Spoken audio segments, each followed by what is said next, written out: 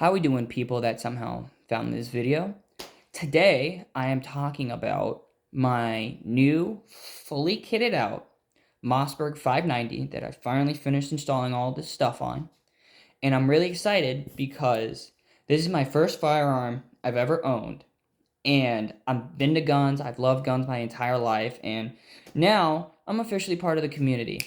Isn't that sweet? So I'll just go tip to butt, and I'll let you guys see every single attachment that I put on here and why I got it, and I'll probably drop like price point and shit for that too, just so we can get a frame of reference as to how much I actually spent on accessories. Because accessories, if you get the nicest cutting edge ones, they're not cheap. You're going to be spending just as much on attachments that as you are on the gun itself. Like, believe it or not, like it gets to that point sometimes, especially once you get into these upper echelon mall ninja builds where it's got all these tack lights and lasers and FLIRs and all this shit on it. You don't need that, all right? This is a home defense shotgun.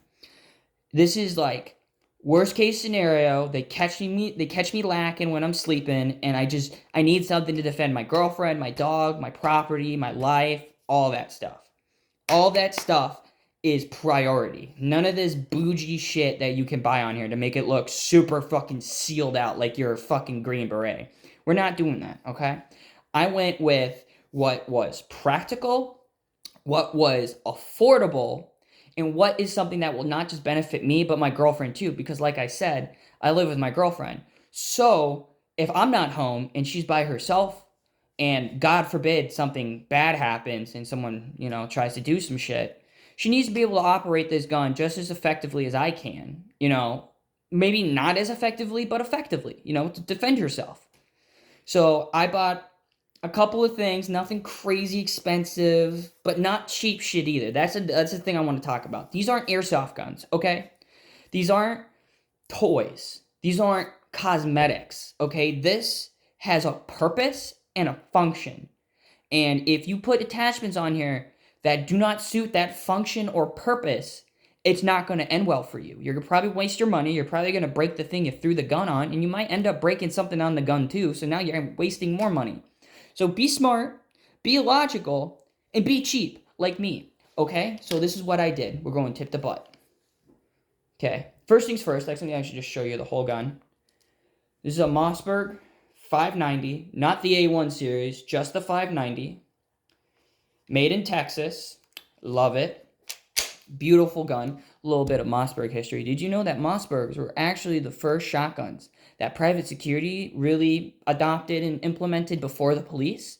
Which means, technically, these were used for security purposes on armed vehicles, VIP targets, stuff like that. So, if you really want to think about it, this is one of the first coach guns of the modern era. That's pretty sweet. But I digress. Let's talk attachments, okay? So I got a TruGlo fiber optic sight on here. You can see it kind of just, you push it right in front of the bead and you kind of hide the bead behind it. Or you hide the bead in front of it, rather. I like this a lot more than the classic brass bead that it comes with, because the brass bead works. Don't get me wrong. You can still see it pretty well because it's brass, so it pops up on the barrel really nice. But I didn't like it that much, and I have astigmatism. So if I wanted to get like a reflex sight on here, which costs a hand and a limb, like it's not worth it, in my opinion, especially for shotguns. You're not precision shooting. Okay, you're shooting buckshot. You might be shooting slugs, but you're not fucking sniping cans from 200 yards away. You're not doing that, okay? You're not doing that shit with this. You can, if you're good, but you're just not, okay? So I went with the front bead because, one, it was $20 compared to a reflex sight that costs about $150 to $200 bare minimum. I mean, you could buy like airsoft sights and shit too, but don't do that. Don't buy airsoft gun stuff for real guns. Don't be stupid. Okay. Moving from that, I didn't add any barrel extender or tube extenders on here, rather. I didn't add a new barrel, anything like that, because I don't need that. 16.5-inch barrel on a Mossberg 590. Perfectly fine for me. I can't go any shorter, even if I wanted to, I'm pretty sure, because of my New York State laws. So I don't even want to add a new barrel to it, even if I wanted to. Okay. Didn't add a barrel extend or a tube extender on here for magazine capacity. Or tube capacity, I guess. Tube.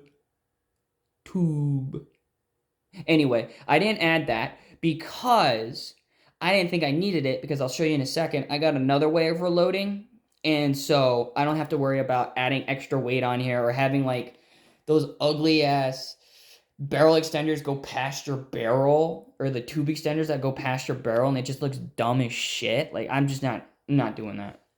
Okay, moving back, I got a Monstrum flashlight on here. Some reason it doesn't look like it's embedded all the way, but I could be tripping. Monstrum flashlight on here with a pressure sensor.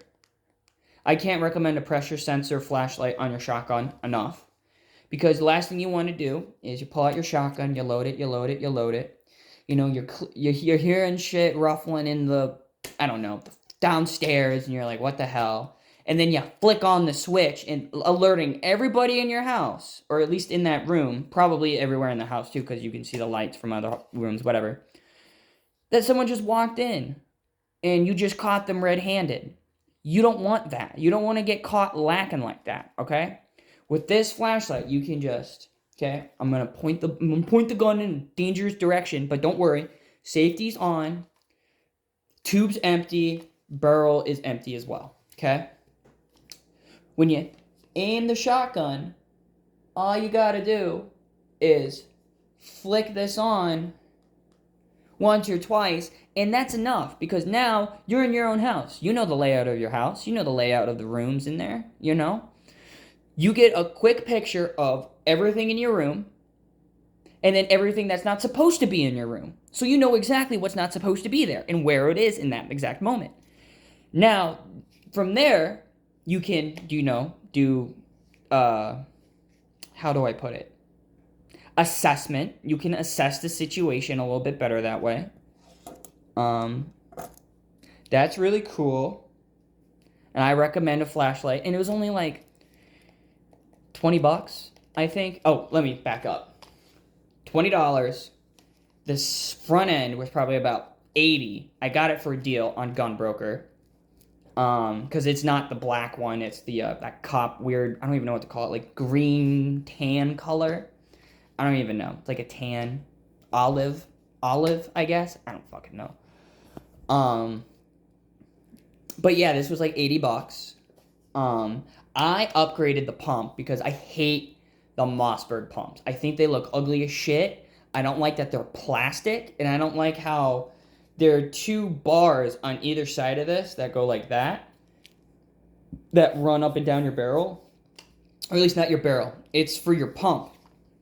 That actuates everything, okay? And I didn't like how this handle was plastic, but the arms were metal. That sketched me out, because I was thinking one day I'm going to shoot, pump it back, and then the pump's just going to snap fucking off. I'm going to have my handguard in my hand, no pump on my gun, and now my gun is literally inoperable. After you try and pull it forward, once you shoot it, it's not operable again. You have to put a new thing on here. I didn't want to deal with that, so I just went with metal to add some extra weight on the gun and to have metal on metal contacts for perfect reliability, okay?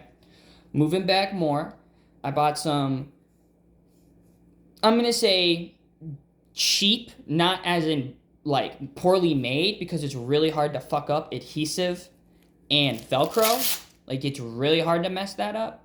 But cheap because they didn't cost a lot of money. I got 2 of these for about $10, and that's not bad at all. Whereas, like, if you get one of those plastic shell carriers that you screw in on the top up here, you are permanently with that plastic on here. So that means once this is empty, right, no more shells here, you got to reload that, or you just got to start pulling it off of your body or your pockets or your bandolier, whatever you got. You can start loading from there. Whereas with this, I can strip it off. I'll have another one of these in my pocket or something, because God forbid I run out of shells. That's a bad situation. I can throw this right back on here and start going to business with shells on my gun again, instead of it coming out of my pocket or coming off my bandolier. It's coming off of my gun. So that's really cool, because I look at these as like magazines without being magazines. Velcros. I don't know. Anyway, put that back on here, nice and clean. God damn.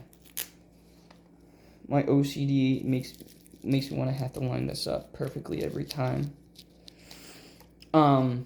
So yeah, that's really cool. Again, I bought 2 of these for like 10, 11 bucks. So you can't go wrong there. You buy a pack of 4 for 20. Sick.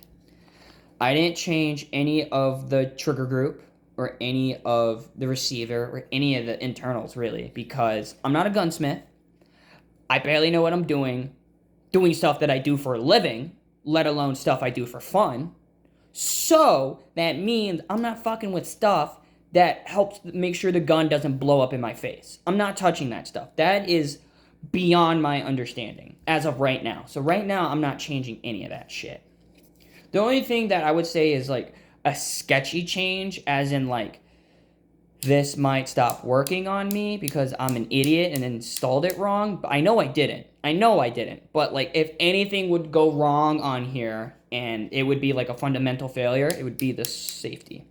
Because before, the reason why I switched this out to begin with was the safety that it came with was dog shit. It was made out of plastic. It didn't want to budge at all. I would have to use both hands and like push the gun up against my body like this and push it forward just to get it. But with this, it's nothing.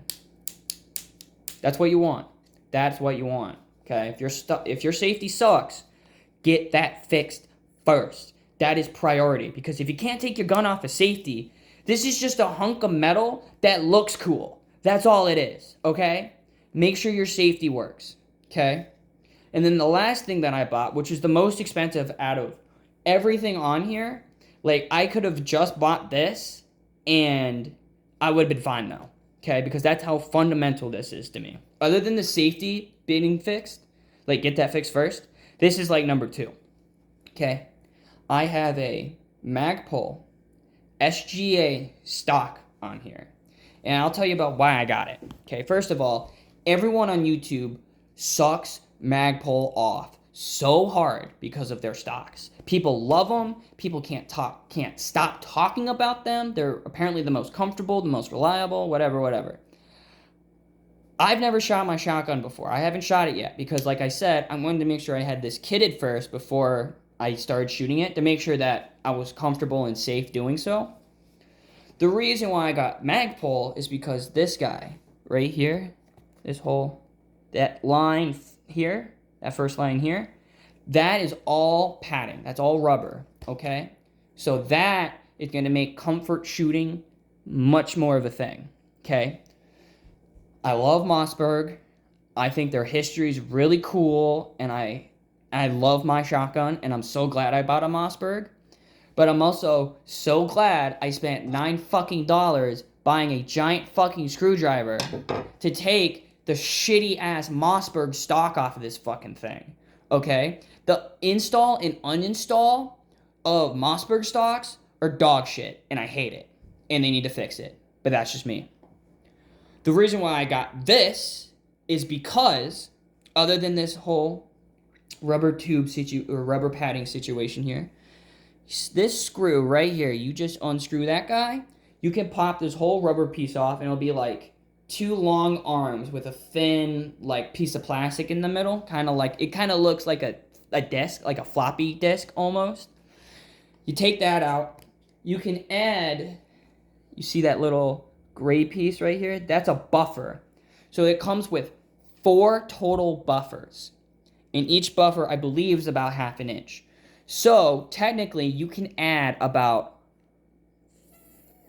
2 inches, math, 2 inches of length of pull on your stock, which is huge, because you can take it all the way down to the base one, which is like no extension, all the way up to 2 extension, which is huge, because me and my girlfriend are small people. Not literally small people, but smaller sized people than average.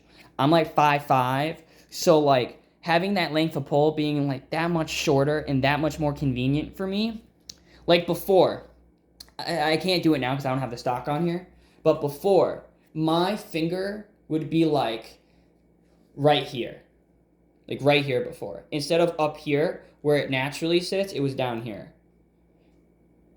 When you're testing your length of pull, so I'll show you real quick. When you test your length of pull, you make your arm 90 degrees. You set your gun right in your elbow. And if you turn it, you see my finger goes right into the trigger action, like perfectly. Like as I coil my finger in, it goes right over the trigger. Right over the trigger. That is what you want. You want that. Length of pull makes comfort shooting so much more of a thing, okay? I'm not saying shooting's always comfortable, especially a 12 gauge. That shit's, you're gonna feel it. You're putting a lot of lead, a lot of power down range. You're gonna feel it, okay? But with that length of pull, that whole process of me shouldering the gun, aiming on target, firing it, reloading, pulling the pump back, putting a new shell in, and actuating the target again, or, you know, whatever, you know, that length of pull being comfortable is huge in that whole process. So, like, you kind of need a gun that's built for you, in a way. You know, like, I wouldn't say, like, make it only built for you, because that's not what I did. I didn't do that. I built it so that me and my girlfriend both can operate this effectively and efficiently without any hiccups. And that's what you want in a home defense shotgun. You need reliability and you need practicality, okay? Don't go spending $2,000 on a I don't know, like a gas-fed Sega or a Benelli M4. If you're going for home protection and you're not trying to spend $3,000-$4,000 on something right now, this is the way to go. 110%. The gun itself costs, let's make it easy and say $500. With the attachments, so let's do the math. Let's make it easy to say this is 10. 10 plus 80, so 90, plus another 10, so 100. We're at $100. And then the stock was $100, so $200, and then this was probably about $9. I actually had to buy 2 of these because the first one never showed up in the mail. I have no idea what the fuck's going on Amazon right now, but they have been fucking up all my packages for the past couple of weeks, and it's really annoying, so I had to buy a new one. Like, I've been waiting a month for the first one I bought to come in. This one came in like 2 days. So I have legit no idea what's going on Amazon's end, but I digress, okay? So I probably put another $200 into this shotgun, totaling at $700, plus you gotta pay like the fee to get the firearm transfer, so let's say $835, okay? Let's say $700 to $900. I know that's a $200, you know, but I mean that has to do with tax and like how much it costs in your state and what deal you get. So give or take $200. So $700 to $900. $700, $900 for this, and I can guarantee home defense as long as, you know, I practice with this and I get efficient with it and I know what I'm doing with it. $800. You can't put a price on life, but I would say $800 bucks seems to be pretty worth it in my opinion.